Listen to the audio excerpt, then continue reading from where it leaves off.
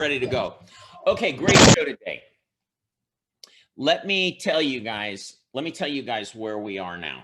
Okay, we're at a point where we have two really great songs from Hamilton I'm going to start with.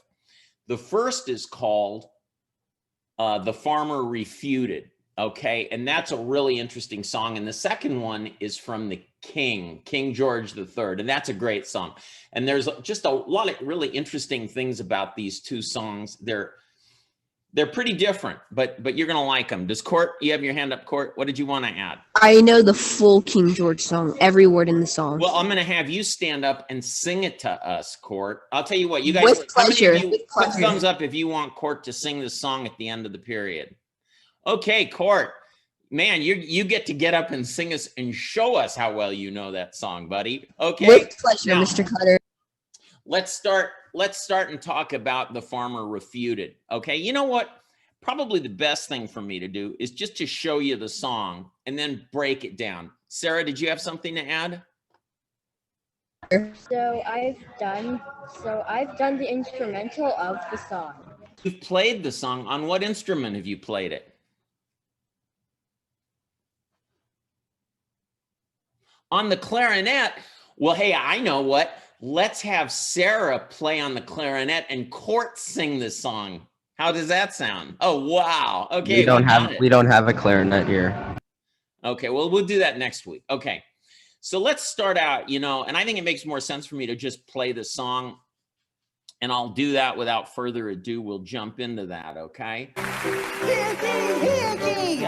My name is Samuel Seabury, and I present free thoughts on the proceedings of the Continental Congress. Heed not the rabble who scream revolution. They have not your interest at heart. Oh my God, tear this dude apart. Chaos and bloodshed are not a solution. Do let them lead you astray. This Congress does not speak for me. Let him be. They're playing a dangerous game. I pray the King shows you his mercy.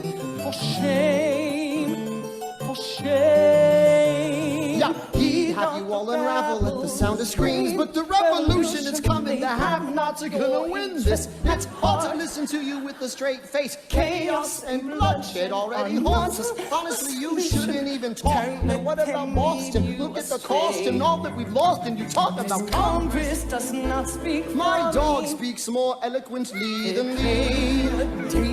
But strangely, your mange is the same. The King shows you his mercy. Is he in Jersey? For shame. For the revolution! For shame. For the revolution! If you repeat yourself again, I'm gonna scream. Honestly, look at me, please. Don't read. Not your interest. Don't modulate the key, then not debate with me. Why should a tiny island across the sea regulate the price of tea? Alexander, please. Burr, I'd rather be divisive than indecisive. Drop the niceties. A message from the King. Okay. Now I'm going to go back and I'm going to start this off, but let me just ask all of you a couple of questions on this.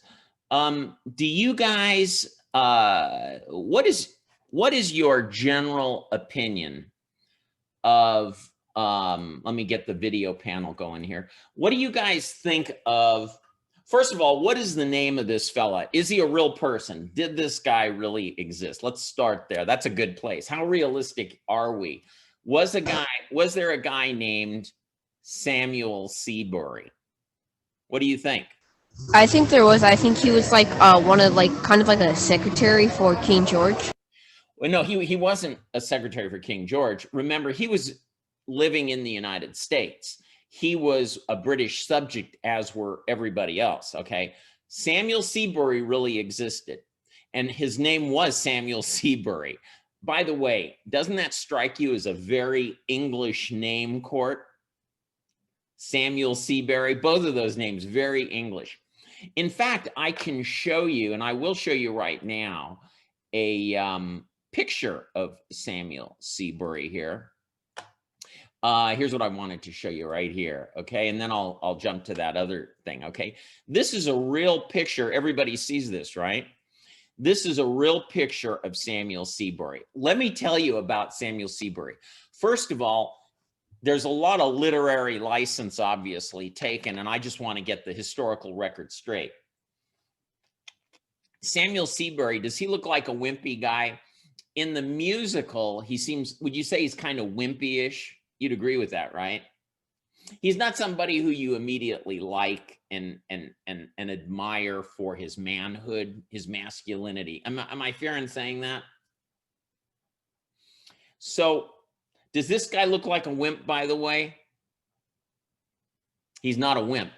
He actually was the first bishop of the Episcopal Church in the United States after the American Revolution, okay? So he was a very educated man, a successful man, and I want to talk about him for a moment.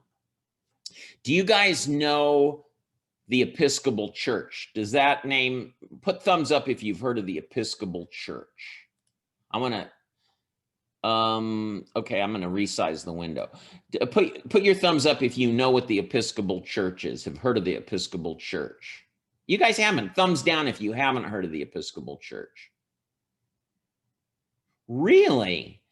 Oh, really? The Episcopal Church is a major denomination in this country. They're getting smaller, but they're actually a major denomination. The Episcopal Church, and I'll just say this real quick if you guys don't know about the Episcopal Church. They used to be called the Church of England, okay?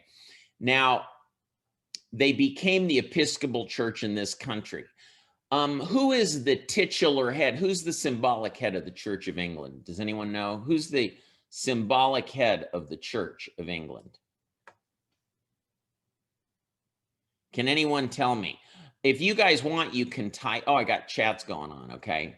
Nobody, does anybody know who the symbolic, does anybody know who the symbolic head of the Church of England is? Nobody knows, okay. The bishop? No. The King or Queen of England, the monarch of England, they are the symbolic head of the Church of England. Now, understanding that, why is it you don't see the Anglican Church in the United States? There's no king or queen. In the American Revolution, whose side did the Anglican Church take?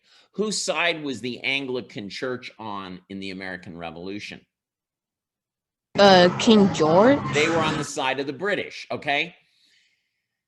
After the American Revolution, we kind of basically told the Anglican Church they weren't welcome.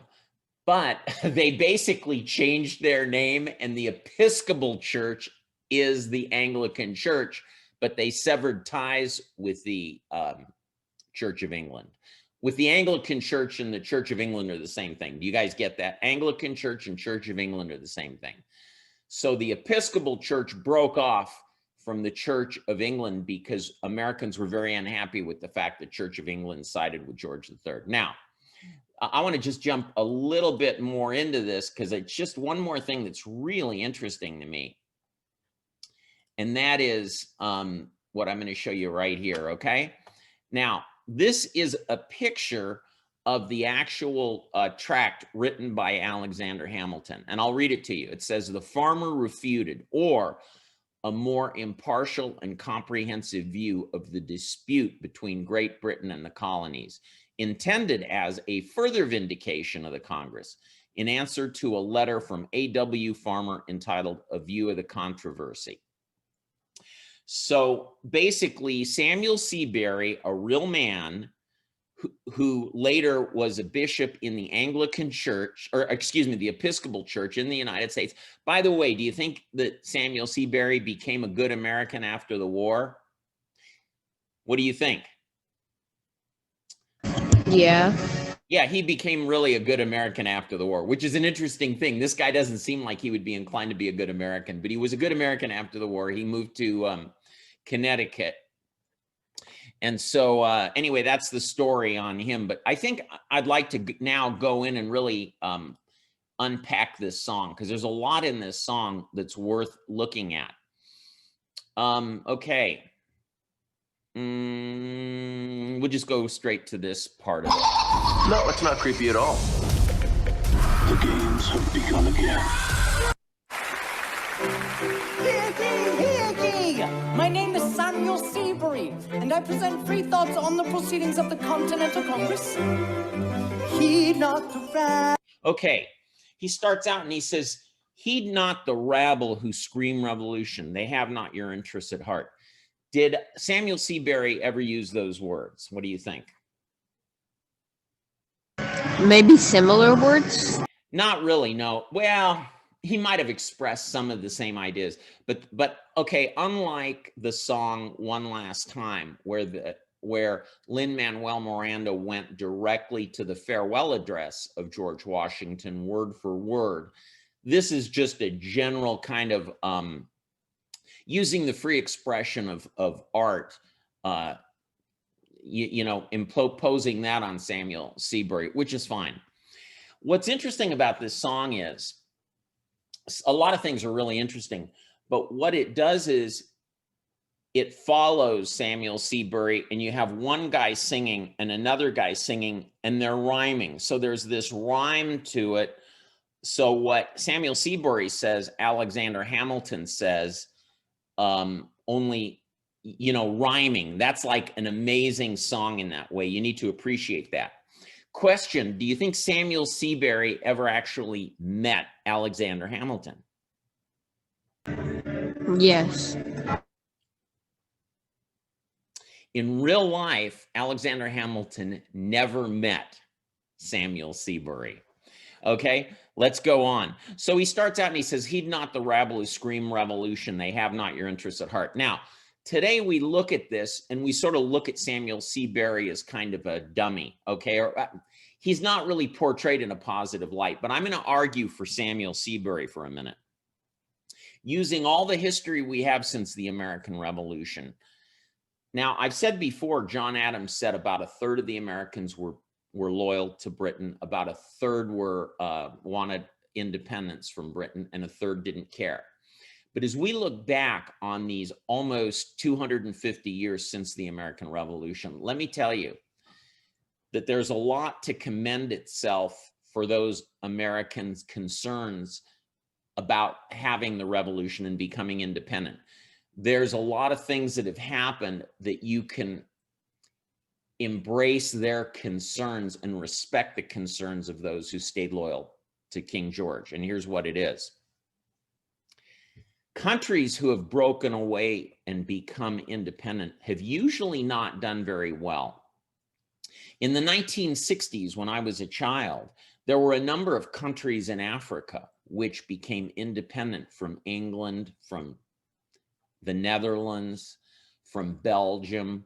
There were a number of countries in Africa that cut loose and were free from the colonial imposition of colonial rule from Europe. Now, Sierra Leone, I mentioned Sierra Leone. I had a friend, a good friend of mine was from Sierra Leone, who was a Coast Guard officer, and he came here when he was about 13 years old. And he was a very bright guy and very ambitious, and he became an officer in the Coast Guard and was very successful in life. Very black guy, much blacker than most American blacks. And he was born in Sierra Leone, and he said, when I was young, we wanted to be an independent country, but it was the worst thing for us, okay? So it's not only African countries. Look at the French Revolution. The French Revolution happened at the turn of the 19th century, early in the 19th century. And about 5,000 people just in Paris were executed by the guillotine.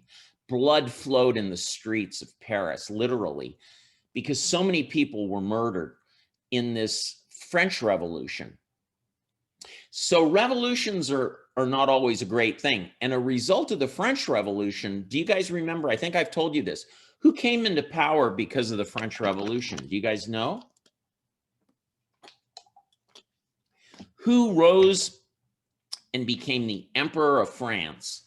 Napoleon Bonaparte. Napoleon did, yeah. Now, Napoleon had secret police. Napoleon ran France with an iron fist.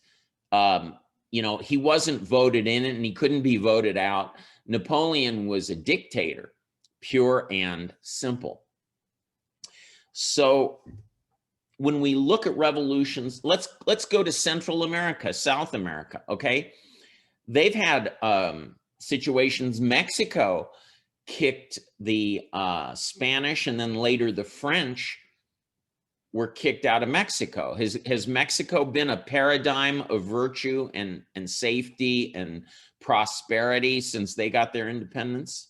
Okay. No. Now, they weren't doing that well under Spain for a lot of reasons, but they certainly haven't elevated themselves, particularly with the Mexican Revolution. And all I'm saying is, and I haven't figured it out, but if you worked it through, you'd actually find the majority of revolutions do not end well.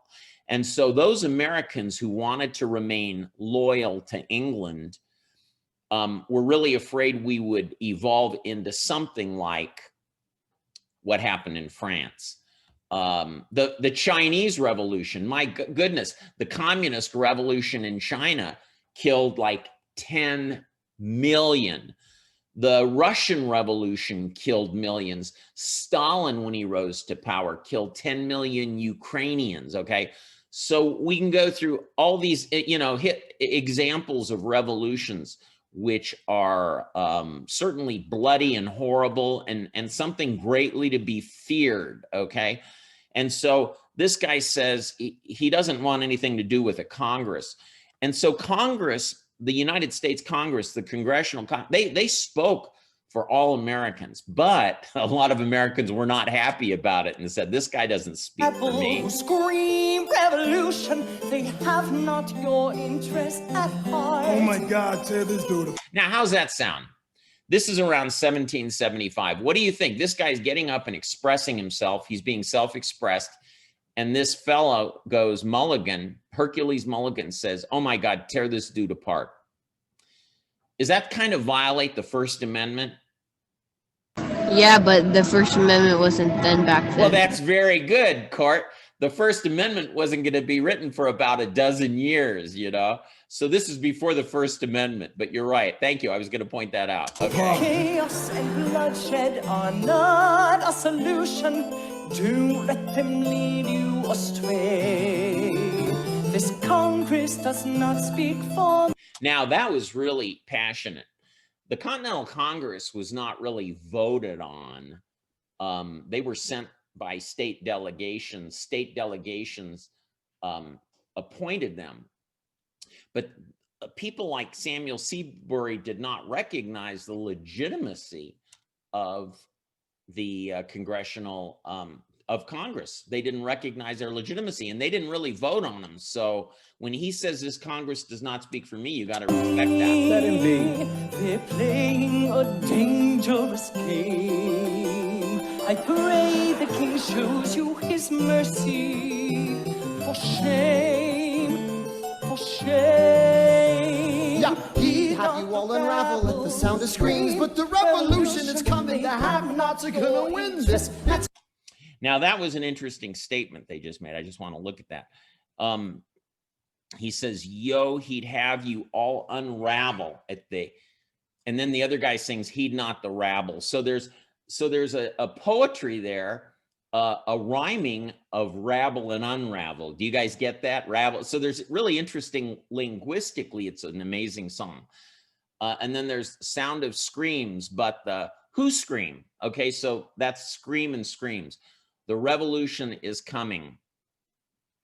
Okay, so you look at what it says here. Heed not the rabble. You see how on the right you can read, heed not the rabble who scream revolution, they have not your interests, okay? So in parentheses, you have Alexander Hamilton singing, yo, he'd have you all unravel at the, and then Samuel Seabury says, heed not the rabble.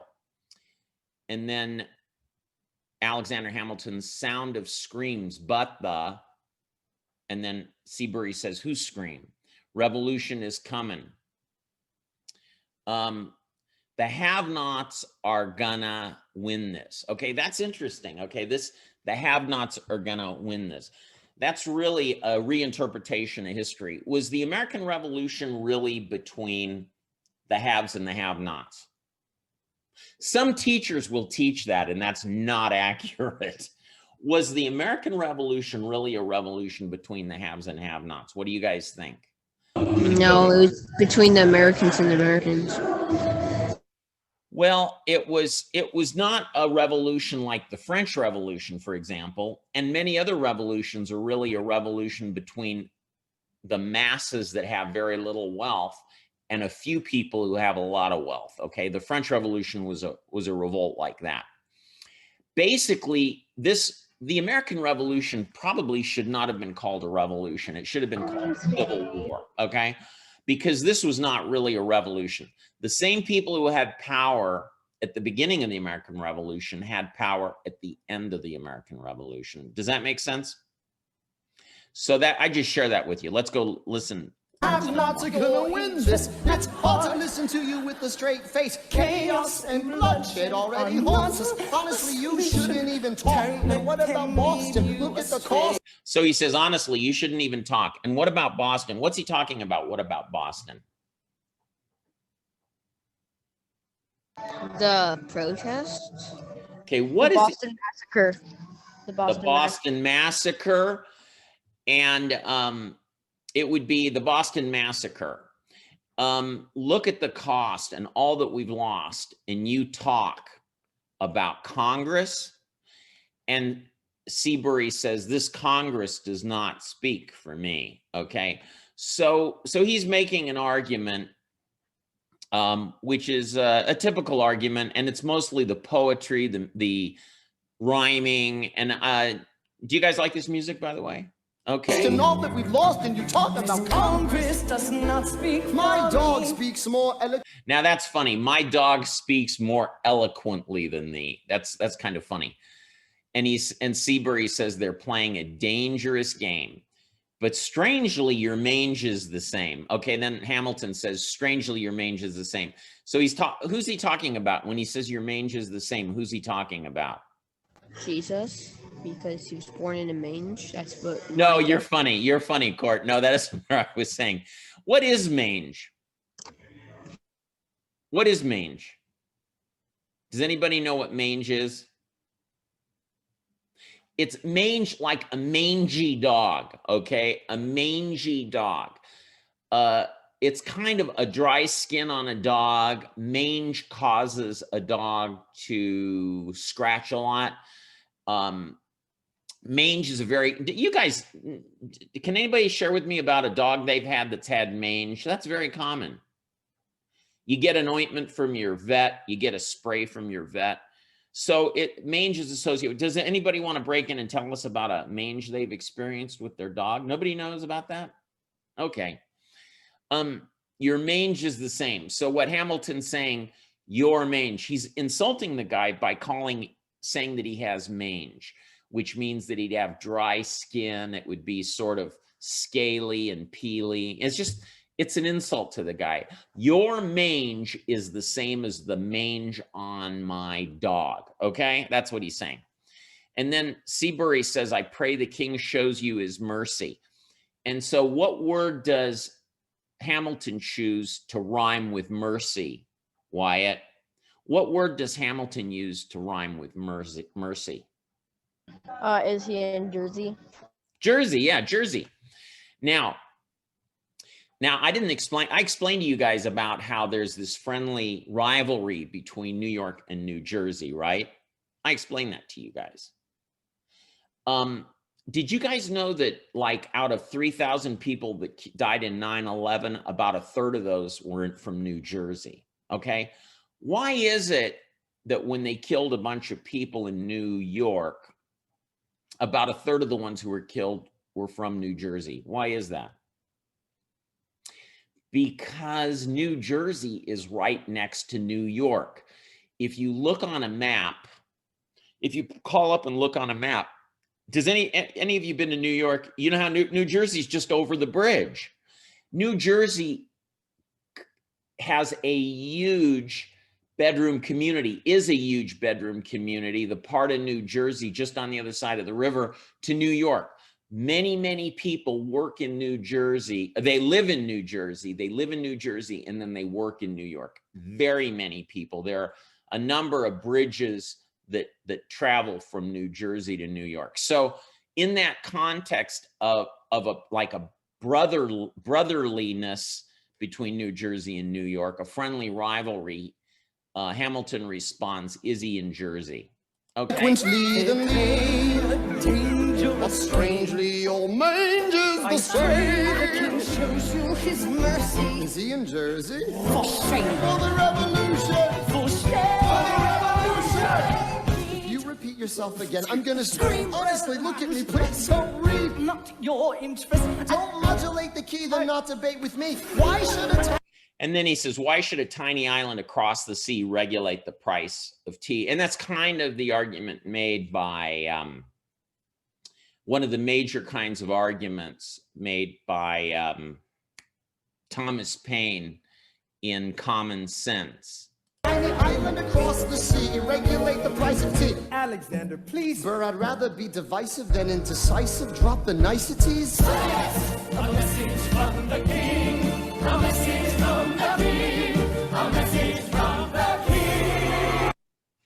A message from the Okay, before we get to it, I just want to lay some things out for you, and then I'm going to play that. It's a great song. This song musically, this song is a reflection of the British invasion of the 1960s. If I say it's inspired and it's an homage, it's honoring the British invasion of the 1960s. What does that mean to you guys? If I say the British invasion of the 1960s, what am I referring to? The British invasion to the United States in the 1960s. What does that consist of? What is that? You guys can chat and tell me. Does anybody want to chat and tell me? Nobody knows. Question again, I didn't hear it. Okay, if I say this song is a reflection and pays homage, pays honor to the British invasion of the 1960s, what am I talking about? The British invaded America. In a sense, the British did invade America in the 1960s, but not in a military invasion. The British hit this country with the Beatles, number one, musically. They hit this country with the Rolling Stones, the Herman's Hermits, and a multitude of different bands musically were from England, and they invaded this country. The music of England came over here and hit us so hard. And this was my age, by the way, people my age and older than me. I was about 13 at the time, 12 at the time. Everybody bought records and listened to the radio and loved the music from England. And that was called the British invasion. Does that make sense? Now, is that something that you guys are conscious of? Or any of you aware of that? The impact? And it really has overflowed and impacted our music today. So they really got a lot of inspiration from our Black musicians and the soul musicians. That influenced them a lot. And so, like most music, it's syncretic. It borrows from this and borrows from that and blends and harmonizes. And so America deeply influenced the British musically, but then the British got it together and came out and really invaded this country. And people like my parents' generation were not happy particularly with that. It wasn't the sound of the big bands that they were used to. It was a very different kind of music from what they were raised on, which is, like I said, big band, Benny Goodman, and those kind of people. Now, do you guys know anything of what I said about the Beatles, the Rolling Stones, Herman's Hermits? Do you guys know of those bands? Okay, Court does. You guys know them, right? Okay. So that was the British invasion. So when people talk about the British invasion in this century, they're not talking about the War of 1812. They're not talking about the American Revolution. They're talking about the musical invasion. Now that's important to understand, because this song is doing honor to that invasion musically. It doesn't have a hard beat to it. It's not like right in your face. It's not fast. You can hear the words. It's got a very wonderful, beautiful melody that it usually hones in on. This song also is the only song, and there's symbolism in this, where George III is not singing with anybody else. It's a solo. Every other song in Hamilton, you're singing in a group. And whereas George III, this song, he sings alone. So there's symbolism in that. Now, I'm going to go through, and we're going to just play it once, and then I'll go through it again. So just enjoy this. Watch how he spits. I'm going to talk about that. You're going to see. Oh, okay, you know what? Before it starts, do you notice how he's walking his feet with one foot in front of the other? Do you notice that? That's He's how really kings. proud. He's over proud. He is over prideful. Okay, you see that as prideful. Here's the thing you need to understand, Court. Those crowns are so heavy, okay? I heard this explained by the Queen of England. The crowns are so heavy, they have to walk that way or they're going to fall over. So they have to walk very deliberately. They have to place one foot and they have to maintain their balance. That is a huge crown. So part of the reason they're walking that way is practical, okay? The other, let me see, I was going to tell you something else about it. Oh, how do you think the British responded? Okay, so Hamilton went to London. Hamilton goes to England. How do you think the British felt about their king?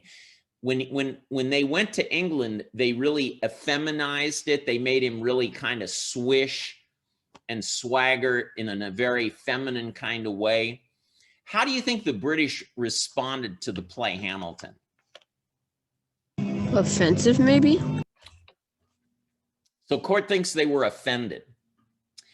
The British have an amazingly good sense of humor, and the British loved Hamilton every bit as much as Americans. And they especially loved the way we mocked their king. And Prince Harry and Prince William, who are descended from that king, loved it as much as anybody loved it, okay? And they loved Hamilton. But one of the things that we learn is, do you think the British, the Hamilton kind of is from an American perspective, which paints the British as having lost the American Revolution. Do you think the British see themselves as having lost the American Revolution? Do you see themselves as losers in that conflict? Do you Now, think the British see themselves as losers in that conflict? right now, no, I don't think so. You know, they never did see themselves as losers, and I'm going to explain why. The British were the most powerful military force before the American Revolution in the world. And after the American Revolution, they were still the most powerful military force. The only reason that they threw in the towel was Parliament would not give George III any more money. So basically, they just got tired of pouring money down the drain because wars are very expensive. So they could have won if they had been willing to keep pouring in the money. Eventually, Americans might have been worn down. At least that's what the British think. I don't know. It doesn't really matter. The British threw in the towel at some point. And so we'll never know what could have, should have, would have, But let's listen to this song. And oh, one more thing. I want you to see this. You see this song. You're going to see him spitting a lot. You're going to see a lot of spittle coming out of his mouth. And I want you to notice that. The guy, Jeffrey Goff, the actor who does this is Jeffrey Goff. And he is a natural spitter, okay? But he spits so much when he sings that people thought he was recognizing George III, who had gone mad. And there's a line in this where he says, when you're gone, I'll go mad. If you're gone, I'll go mad, or something. George III really did go mad. It's when you're gone, I'll go mad. Yeah, when you're mad, when you're gone, I'll go mad. He went mad. And so the spitting, some people thought, was a reflection of Hamilton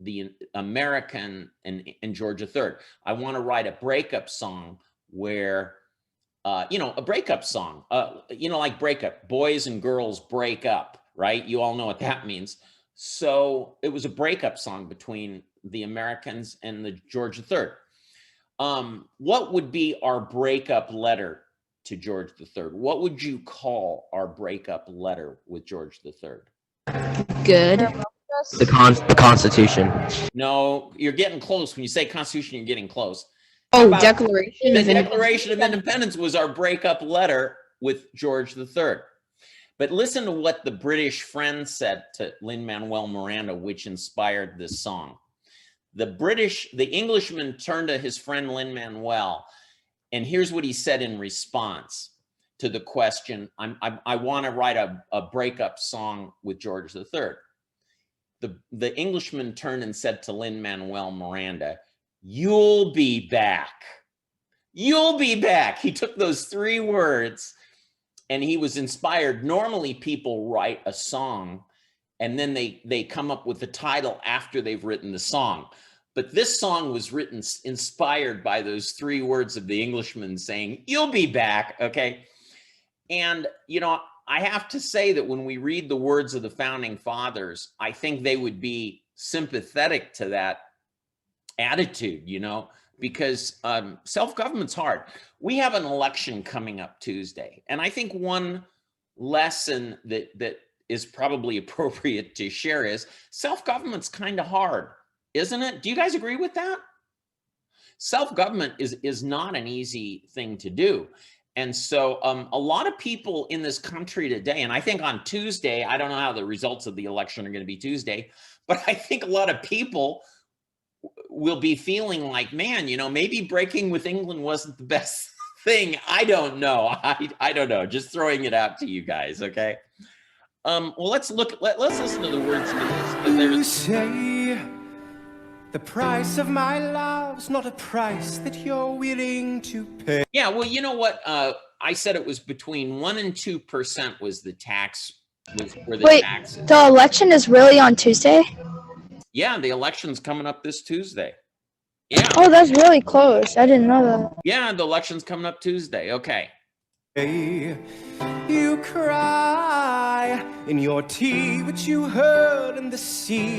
What's he talking about? You cry in your tea, which you hurl in the sea when you see me go by. The Boston Tea Party, they went the tea in the ocean, and then they saw King George going away in a ship. No, he wasn't. Yeah, this is just poetic, okay? You cry in your tea, which you hurl in the sea when you see me go by. Do you know something interesting, Court, that reminds me? King George never saw the ocean. He was born in London and he died in London, and he never traveled to the coast. He never even traveled to the coast of England in his entire life. Kind of interesting. So he didn't actually come and see the Boston Tea Party. Another thing that you may appreciate, Court, you know how much tea they destroyed in that? A lot of tea, like it a was lot. Over $1 million worth of tea, okay? And what the British said is they were going to close up and seal the port of Boston until the people of Boston had paid back for the tea they destroyed. Okay. When you see me go by, why so sad? Remember we made an arrangement when you went away. You know, I'm just going to share this. This is a really good time to share a thought with you that shows one of the reasons why this country was successful, much more so than the countries that Spain colonized, okay?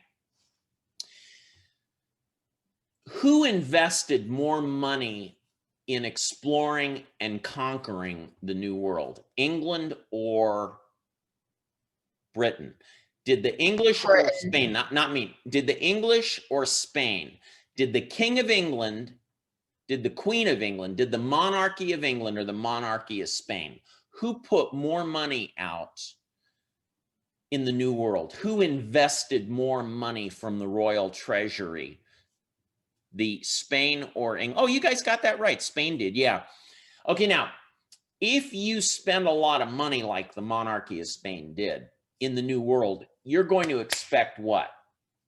You're going to expect a return on your investment, right? England did not spend much money. They didn't spend any money. England, they basically gave them a charter and said, good luck, God bless you, Godspeed, go and enjoy yourself. There was no investment made. So the monarchy in England really didn't have any great expectations of profiting from the New World, which was really good because the Indians didn't have gold and silver like the Spanish had in Mexico with the Aztecs, where the Spanish just stole the Indians blind and put it on ships laden with treasure and sent it to Spain. The English didn't experience that. But the English did profit as America started building itself up through trade. England profited, but there wasn't pressure on the Americans to ship wealth back to the king and queen of Spain, of England, because they just hadn't invested anything. Now you're making me mad. Remember, despite our estrangement, I'm your man. By the way, the British Parliament and the king saw themselves largely as protecting their loyal subjects from these idiots that were in rebellion, these people that were rebelling against against the king. So they saw themselves as protecting the loyalists, and there were plenty of loyalists. And you'll be back, soon you'll see. You remember you belong to me. You'll be back, time will tell. You remember that I served you well. Oceans rise, empires fall. We have seen each other through it all.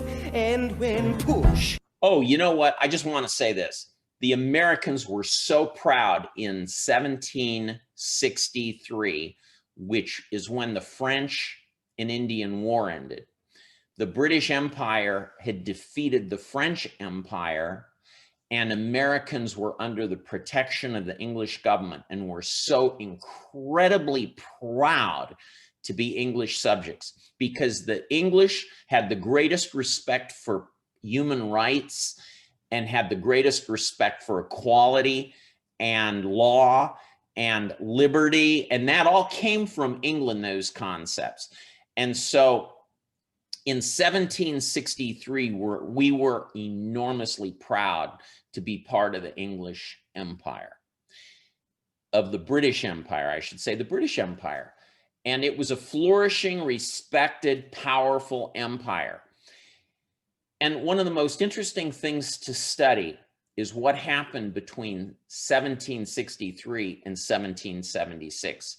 13 years we went from being committed, loyal subjects of the king to declaring independence. So a lot happened in those 13 years, and that's worth a whole study on its own. You could spend the rest of your lifetime studying all the things that happened then, but they were quite interesting. And it was a lot more than just the Boston Massacre and the Boston Tea Party. It was a lot more than that. Comes to shove, I will send a fully armed battalion to remind. Do you guys appreciate the humor in that? I will send a fully armed battalion to remind you of my love. Do you guys think that's funny? It's hilarious. That gets a good laugh. My love, When I first saw the show,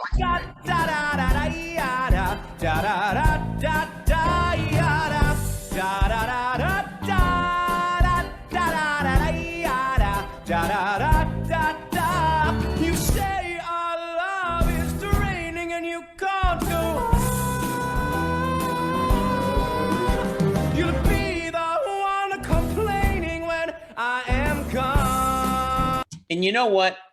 There were a lot of Americans who felt that once we went on a path of self-government, we would not be happy.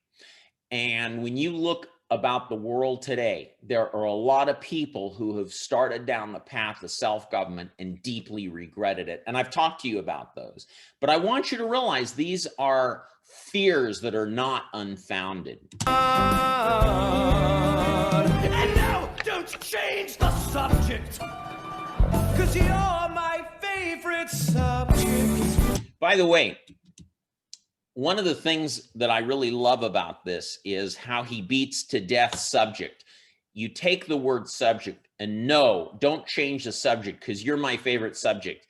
And he really beats that to death, which is really funny. That's one of the humorous parts of it. He uses it in a bunch of different ways. You're my favorite subject, my sweet, submissive subject, my loyal, royal subject, forever and ever and ever and ever and ever. You'll be back like before. I will fight the fight and win the war. Now, he's looking with incredible intensity. He says, I will fight the fight and win the war. Okay. And that really is a pretty good characterization of the commitment that George III had. After the Battle of Yorktown, when Cornwallis surrendered his whole army, there were still a lot of British. The British still held New York. There were thousands and thousands of troops stationed in around New York. And so the British could have continued the fight. Simply the surrender at Yorktown did not cause the British to capitulate in and of itself. George III wanted to double down and he wanted to continue. When he heard about Cornwallis's surrender, he wanted the British Parliament to double down and put out even more money to keep America from becoming independent. Who controlled the purse, though? Who voted on the money? Britain? Parliament. Parliament. Parliament controlled the purse strings. So George III said, I want to continue. I will fight the fight and win the war. He said that when he heard about the capitulation of Lord Cornwallis at Yorktown, and Parliament said, no, no, no, no, no, no, no, no, no, no. We are not spending any more money on this war. And one of the great parallels to American history is we did the same thing in Vietnam. We spent a lot of money over a lot of time. And there was a point where the president said, listen, we've got to keep it up. It was actually Gerald Ford who was president, Richard Nixon and Gerald Ford. And Congress said, nope, nope, nope. We're done putting money out on this thing. It's going down a rat hole. And what's interesting is, so Congress did the same thing to our president as the Parliament did to George III. For your love, for your praise, and I'll love you till my dying days. When you're gone, I'll go mad. So don't throw away this thing we have. 'Cause when push comes to shove, I will kill your friends and family to remind you of my love. That is funny. I mean, really, I will kill your friends and family to remind you of my love. That is just like a great line. Da da da da da da da da da da da da da da da da da da.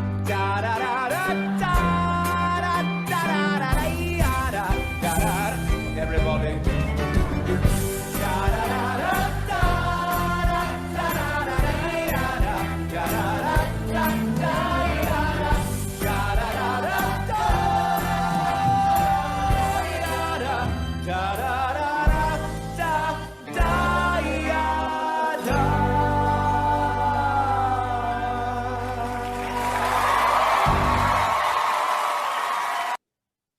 Okay. Mr. Nelson, Yes. do you know how in King George, when he sings, he has like the 3 songs? He has like "You'll Be Back," and We're then gonna get to those. I mean, we're no, gonna I know. But do they all like follow each other? Like no, they don't. No, they don't. It's interspersed throughout the musical.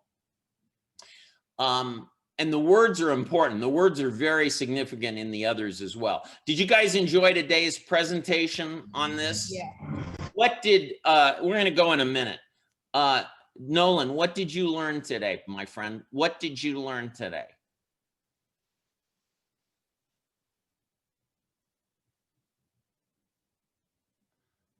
You can type it in. Kyle, what did, no, I'm going to ask Sydney. What did you learn today, Sydney?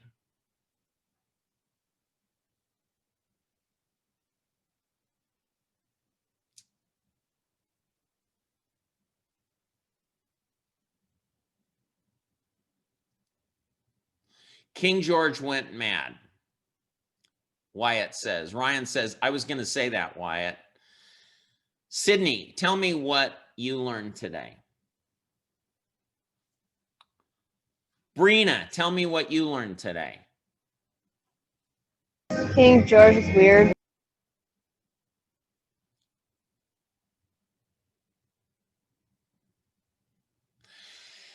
Actually, King George was one of the better kings in England. He actually had a very good relationship with his wife. He was loyal to his wife. King George was actually one of the better kings. And so I just don't want you guys to walk away thinking bad things about George III. He was a pretty decent fellow, you know. He did not want to see the empire crumble. He just didn't want to see his empire crumble into nothingness.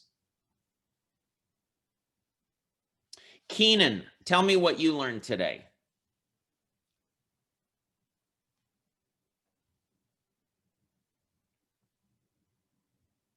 Oh, Keenan said me too. You already did say something, Keenan. Okay, well, listen, time is up. Thank you, guys. We probably could have ended a minute ago.